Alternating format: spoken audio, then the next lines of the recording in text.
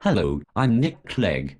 Some of you wanted to ask me some searching questions, so, since I have no spine to stand up and answer in person, I sent this animation to answer for me. Hello Mr. Clegg, I'm going to be asking you a few things today. Please try to answer properly. I know it's difficult for you, but please do try. Okay, first I'll quote what you said on May the 1st, 2010. You said, with regard to the Conservative Party, there is a gulf in values between myself and David Cameron. They have no progressive reform agenda at all, only an unbearable sense of entitlement that it's just their time to govern. Do you still think that now? Well, you see, what people need to understand is that I'm totally without the ability to stick to anything. I mean, it's not my fault.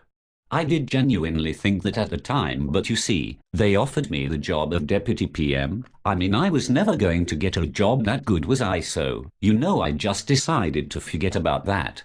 I'd totally forgotten it till you just reminded me. So you were wrong when you said that originally, or you're wrong now? Well, I was right then, and I'm right now.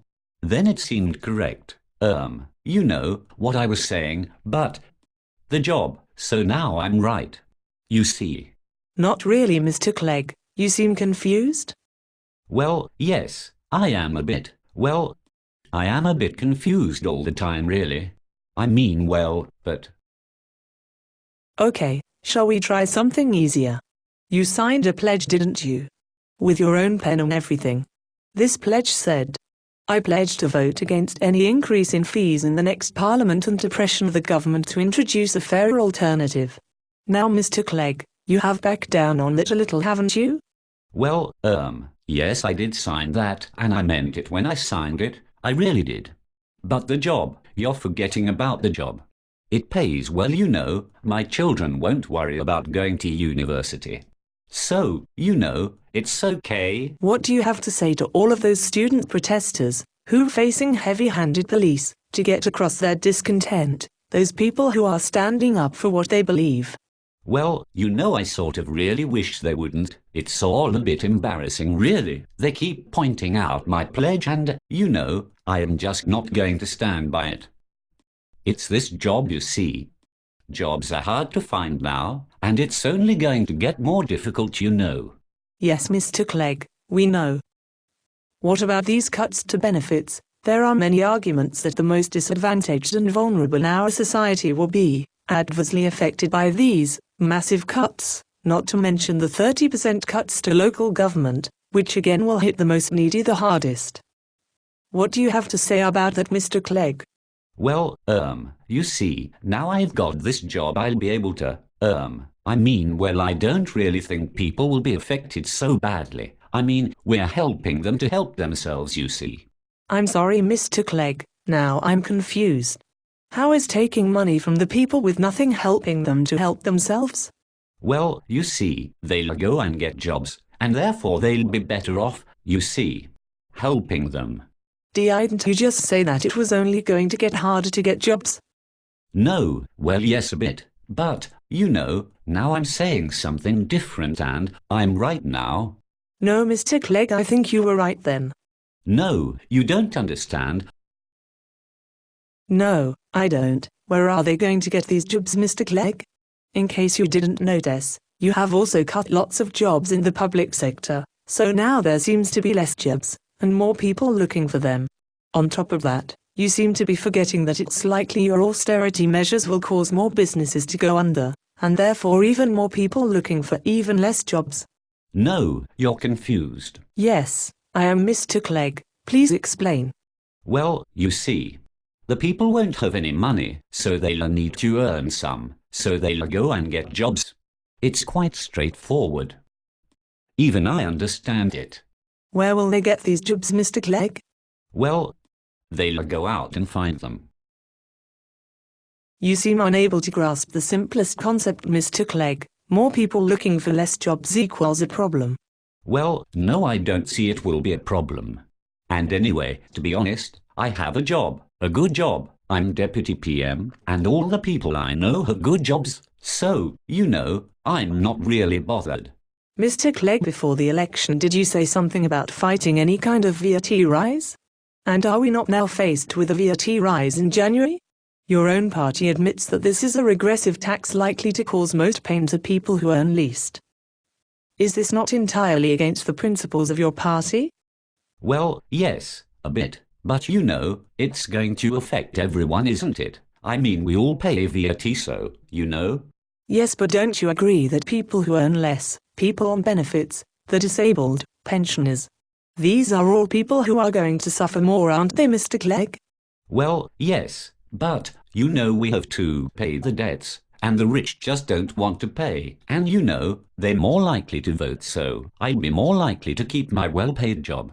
Also, the people at the bottom don't tend to make much noise about these things, so it's easy to pick on them, really. You don't think it's your job to fight for the rights of the people who are most vulnerable, the low-paid, pensioners, those kinds of people? Not really. In fact, me and David have a bit of a laugh about this most days.